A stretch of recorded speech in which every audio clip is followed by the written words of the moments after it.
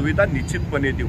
आदरणीय पक्षप्रमुख उद्धवजी ठाकरे साहेब यांनी सातत्यानं सांगलीवर प्रेम केलंय, सांगलीत ते सातत्यानं येत असतात, त्यामुळे त्यांची जी भूमिका आहे त्या भूमिकेला घेऊन आम्ही लोकांपुढे जातो आहोत आणि खऱ्या अर्थानं आम्ही विकासासाठी लढतो आहोत। कुणाचा विरोध म्हणून, कुणाला हे म्हणून विषय तो नाही। नागरिकांना जे अपेक्षित आहे ते मिळालं पाहिजे यासाठी आम्ही लढतो आहोत। आज दुर्दैवानं परिस्थिती अशी झालेली आहे की लोकांना शुद्ध पाणी मिळत नाही, पण लोक तक्रार करत नाहीत। ते घरातच वॉटर प्युरिफायर बसवतात, हवा शुद्ध नाही पण ते एअर प्युरिफायर बसवतात, रस्त्यावर खड्डे आहेत पण ते हेल्मेट घालून जातात।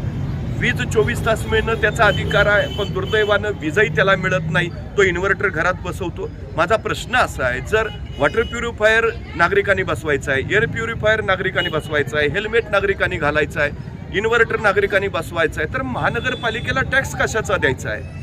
म्हणजे जनता टॅक्स रूपानं महानगरपालिकेला ज्या रक्कम अदा करते त्याचं फलित जनतेला काय मिळतं, रयतेला काय मिळतं? निश्चितपणे रयतेच्या ज्या अपेक्षा आहेत, लोकांच्या ज्या गरजा आहेत, ज्या सुविधा त्यांना मिळणं गरजेचं आहे, त्यासाठी शिवसेना या महानगरपालिकेच्या निवडणुकांच्या रिंगणामध्ये उतरली आहे आणि काम करणारे उमेदवार आम्ही दिलेले आहेत, जे सातत्यानं लोकांच्या संपर्कात आहेत, लोकांच्या अडीअडचणीसाठी धावून जाणारे आहेत। असे सक्षम उच्च शिक्षित उमेदवार यावेळी शिवसेना मनसे या आघाडीनं आता या रिंगणामध्ये उतरवले।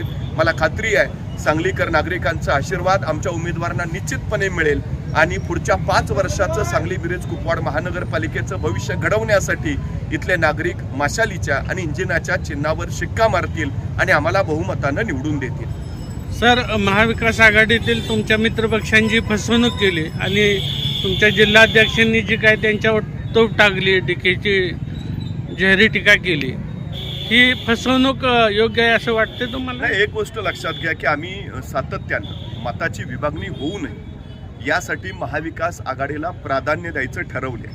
आमच्या वरिष्ठांचाही तो आग्रह होता, त्यानुसार आम्ही सातत्यानं महाविकास आघाडीच्या नेत्यांबरोबर बैठका घेत होतो आणि सकारात्मकता तेही दर्शवत होते। पण शेवटच्या दिवसापर्यंत, म्हणजे आता उद्या अर्ज भरायचा शेवटचा दिवस आहे, आजचा शेवटचा दिवस, त्या दिवशी सुद्धा आमची शेवटची बैठक झाली, त्यावेळी सुद्धा त्यांचे वाटपच संपलं नव्हतं, मिटलं नव्हतं आणि आमच्या एकूणच लक्षात आलं की आता काही हे होत नाही। त्यामुळं ह्या सगळ्या गोष्टी लक्षात घेतल्यावर आमच्या शिवसैनिकांना राग येणं साहजिकच आहे ना।